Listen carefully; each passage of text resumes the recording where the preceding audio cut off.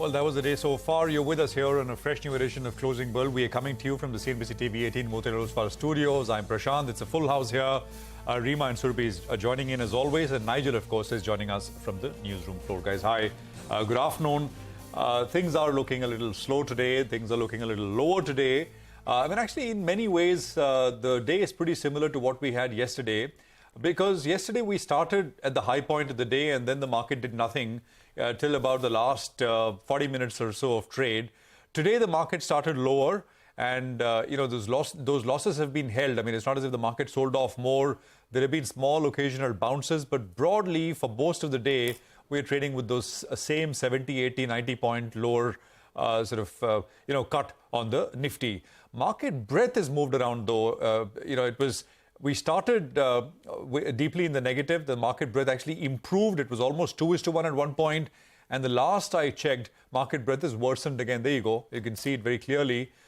So the lines have crossed and the declines outnumbering advances, not by very much, but it'll show up in the small cap index, for example. Small cap index has come off quite sharply. It's in the negative now. Mid cap index still some gains, but not very much. Now, levels to kind of watch on the Nifty and the Bank Nifty. For the Nifty, 17,900 is that level, which should not be violated on the way down. It's nothing. I mean, there's a steep upward sloping channel on the Nifty, and the lower end is at 17,900. These are the same levels I put out in the morning. And for the Bank Nifty, similar rising channel. The lower end comes in at 43,200. On the Bank Nifty, we are much closer. The point is the rally has been so sharp, so the channel is also very steep, and hence, we are very close to the 43,200 level right now. Of course, the big Q, which I think markets will take a direction from, is the Fed meet later. 25 basis point hike is consensus. Commentary, I think there is no consensus. It's up in the air. Lots of debate, fire and fury. But we'll, of course, be wiser tomorrow morning. Reema.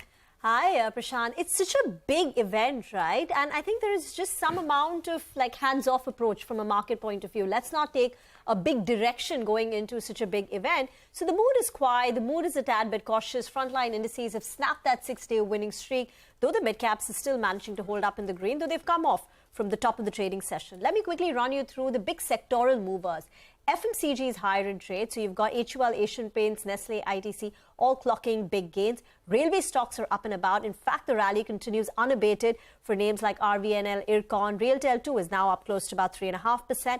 On the back foot are PSU banks.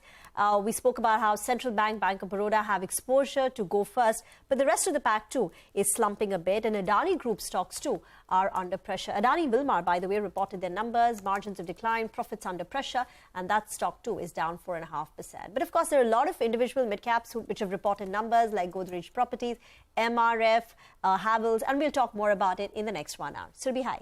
Hi, afternoon. I was actually looking at the dollar, which has had a sizable decline today. You should pull up the dollar index because there's about a 0.4% drop on it, just above the 101 level. And yields have been on the back foot as well, 3.4 on the US 10-year. That's a decline on the dollar index. So basically approaching this big event with a fair amount of caution, you can say.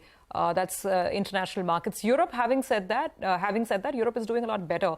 European indices, the benchmarks are up between 0.25% to 0.5%, some even more.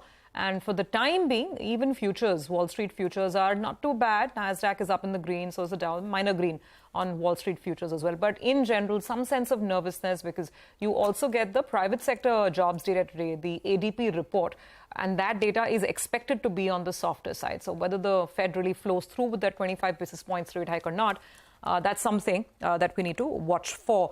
But Prashant's point is, of course, very well taken. And Nigel, I think that is the differentiator because this huge flurry that we had in the mid-cap market, even in the earlier part of the day, yesterday for sure, even earlier this morning, that has quietened down to an extent. What are you making of things? Well, that's right. The PCR that was moving to around 1.2 odd, that's cooled off a little bit to around 0.93. That's telling you the puts that were written. There is some unwinding that we're seeing, and that's not really been the trend for the last many sessions. When the markets are going only one way, that was northward. So there is unwinding being seen at the 18,150 put, even the 18,200 put. So there is some nervousness that's creeping in out there. And after a while, we're seeing call writers, well, they're coming back in style. 18,100 call. The premium at the start of today was around 90 rupees. So those call writers, they're making some money because the premium has come down to around 40 rupees. The other one is the 18,200 call. Out there as well, the premium was around 35, 40 rupees. That's come down to around 11 rupees approximately. So there is call writing that we've seen. The data point suggests that the bears, they are positioned in such a manner that 18,250 gets, defended. Let's see whether or not we can get past that. But as of now, I think the odds are, stacked against that level really getting broken out. So let's see how this goes. But there is some bit of skittishness that's creeping in after a good rally that we've seen.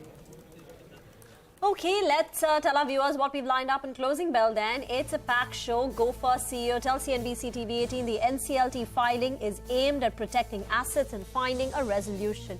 At the core, there is no supply of engines by Pratt & Whitney and claims of $950 million. Even as the promoters continue to remain committed, lenders are protected by the land provided as collateral. Key excerpts from our conversation with the CEO comes up on the show. From the mid-cap space, Havells and MRF reacting to quarterly earnings. All the key highlights from those numbers coming up. Keeping it with earnings, we'll also get you key expectations from HDFC and Dabur.